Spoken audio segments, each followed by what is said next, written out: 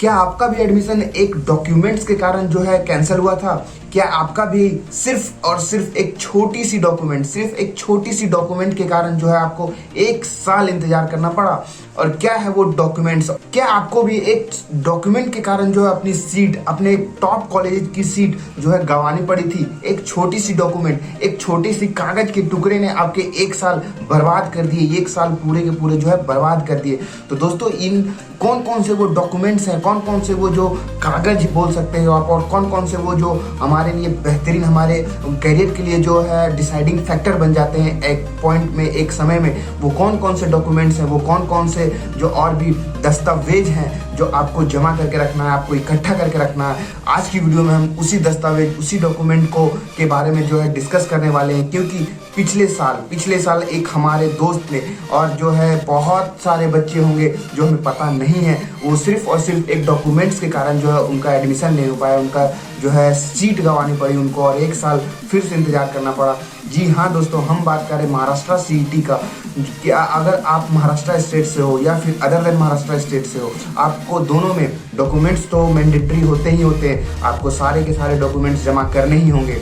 आपको जो भी डॉक्यूमेंट्स लगेंगे वो आपको देने पड़ेंगे एक समय पे, एक टाइम पे, और जो उनका डिसाइडेड टाइम होता है उस पर सारे के सारे डॉक्यूमेंट्स जो है जमा करने होंगे। तो वो कौन कौन से डॉक्यूमेंट्स है आज की वीडियो में हम डिस्कस करने वाले ही हैं, और कब बनवा सकते हैं, कितने टाइम में हम, क्योंकि अभी जस्ट इसका एग्ज़ाम ही खत्म हुआ है।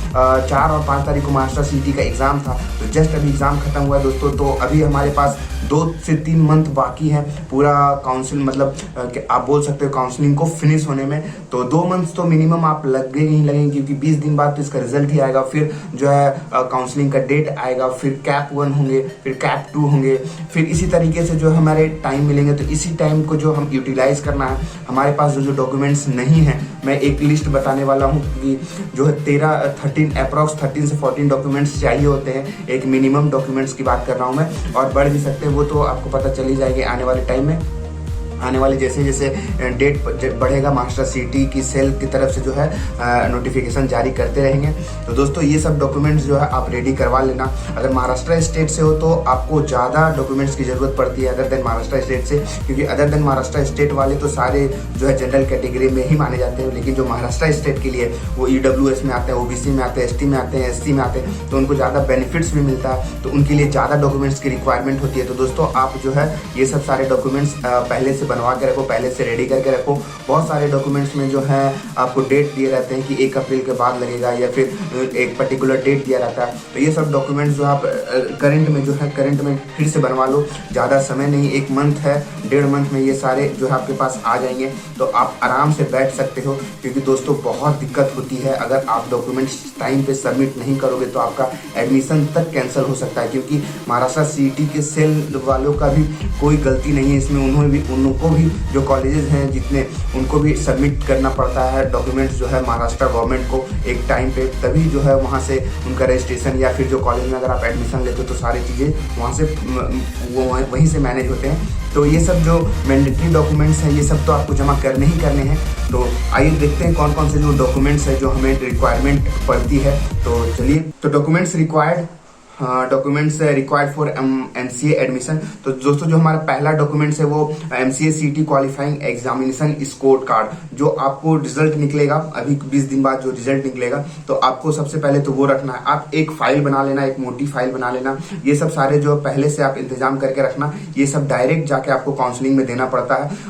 जब आप जो कॉलेज अलॉट होगा उसके बाद हर एक डिपार्टमेंट रहेगा। जैसे कि आप जैसे कॉलेज आप इंटर किए तो सबसे पहले आपका जो है मेरिट स्कोर देखा जाएगा कि आपका उस कॉलेज में जो है नेम है कि नहीं है। जितना परसेंटाइल आएगा या फिर आएगा तो उन लोग पास डेटा आ जाता है कैप 1 के बाद ही।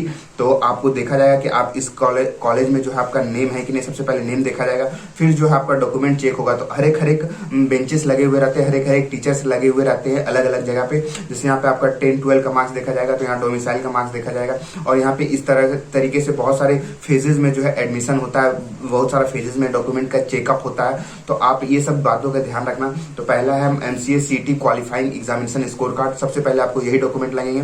फिर दूसरे नंबर पे आ जाते हैं 10th जो है स्टैंडर्ड CBSE इक्विवेलेंट मार्कशीट, यानी कि 10th का जो मार्कशीट आता है आपको वो लेके जाना है। फिर जो है 12th का मार्कशीट लेके जाना है, 10th और 12th का मार्कशीट, और फिर डिग्री मार्कशीट यानी कि ग्रेजुएशन में जो है आपको मिला है मार्कशीट। 6 सेमेस्टर का जो है आपको एक साथ ही जमा करना है। दोस्तों अगर आप अपीयरिंग में हो तो आपको टाइम दिया जाएगा, तो इतने दिन में आपको जमा करना है। तो आप देख लेना वहाँ पे कितने दिन का टाइम मिलता है। अगर आप अपीयरिंग स्टूडेंट हो तो आपको समय मिलता है, उस समय में जो है आपको डिग्री मार्कशीट जमा करना पड़ता है कॉलेज में, तभी आपका जो है एडमिशन होगा, नहीं तो एडमिशन कैंसिल हो सकता है। ऐसा हुआ है पिछले बार, बहुत हुआ है, मतलब आपको बता नहीं सकते कितना दिक्कत होता है अगर एडमिशन सिर्फ डॉक्यूमेंट के कारण ही जो है रिजेक्ट होता है, डॉक्यूमेंट के कारण वो बच्चा एडमिशन नहीं ले पाता है। तो अब 5वें नंबर पे बढ़ते हैं। डिग्री सर्टिफिकेट, प्रोविजनल सर्टिफिकेट जो है आपको देना पड़ेगा, कॉलेज की तरफ से मिलती है। जब आप जो है पास आउट हो गए BCA या BSc या कोई भी ग्रेजुएशन किए होंगे तो आपको प्रोविजनल सर्टिफिकेट मिलता है, वो जमा करना है। फिर आपको प्रूफ ऑफ इंडियन नेशनैलिटी या डोमिसाइल सर्टिफिकेट जमा करना है। प्रूफ ऑफ इंडियन नेशनैलिटी में आपको आधार कार्ड या ये सब भी डॉक्यूमेंट्स मांगे जाते हैं। इसमें से भी आपको बहुत सारे लिस्ट देंगे कि इसमें से आप एक जो है आप दिखा दो। फिर या डोमिसाइल सर्टिफिकेट है आपको तो डोमिसाइल सर्टिफिकेट दे सकते हो। ये सब छोटी छोटी जो है सर्टिफिकेट है, यही सब आपको काम आएंगे, यही सब आपको एडमिशन दिलाने में मदद करेगी। एक तो जितना आपने पढ़ा होगा उस हिसाब से मार्क्स आया होगा। मार्क्स आने के बाद जो है आपका जो डॉक्यूमेंट वेरिफिकेशन होता है वो बहुत ज्यादा इंपॉर्टेंट होता है, हर एक चीज जांची जाती है उसमें। तो चलिए अब 8 नंबर पे आते हैं कास्ट सर्टिफिकेट। कास्ट सर्टिफिकेट तो अदर देन महाराष्ट्र स्टेट वालों के लिए कोई जरूरत नहीं है। अगर आप महाराष्ट्र स्टेट से बिलोंग नहीं करते हो तो आपको कास्ट सर्टिफिकेट की जरूरत नहीं है। आपको सिर्फ और सिर्फ जो है छोटे छोटे जो ऊपर के डॉक्यूमेंट्स है वही लगेंगे। और जो महाराष्ट्र स्टेट के बच्चे हैं उन लोगों को कास्ट सर्टिफिकेट की जरूरत है। AWS हो गया, OBC हो गया, ST हो गया, SC हो गया, तो उन लोगों को जो है कास्ट सर्टिफिकेट की जरूरत पड़ती है। तो आप देख लेना आपको कहाँ से बनवाना है। आप पहले से ये सब डॉक्यूमेंट्स जो है रेडी करके रखो।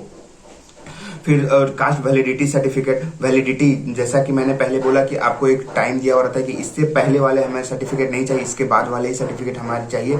तो आप देख लेना आपको कौन सा जो है नोटिफिकेशन आएगा, या फिर अभी करंट में ही बना लो तो ज़्यादा अच्छा रहता है, क्योंकि अभी 1-2 मंथ पहले वाला तो एप्लीकेबल होगा ही होगा, तो पहले वाला ही रहेगा तो ज़्यादा अच्छा होगा। तो आप बना लेना पहले वाला ही, मतलब करंट वाला ही।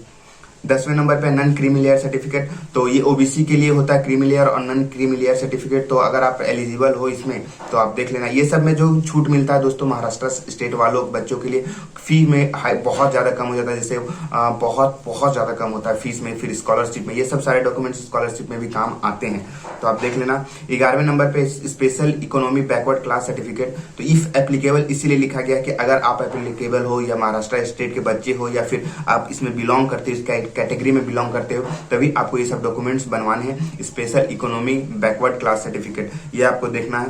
फिर 12वें नंबर पे आते हैं eligibility certificate for economically weaker section, pro forma 5 for EWS candidate. तो आपको परफॉर्मा 5 पढ़ना है, नोट दिया हुआ रहेगा वेबसाइट पे, आपको ये देख लेना है और फिर इसे बनवाना है। आपको जहां से बनता हो आप नजदीकी ब्लॉक या फिर जो आपका तहसीलदार है आप वहां से जाके बनवा सकते हो।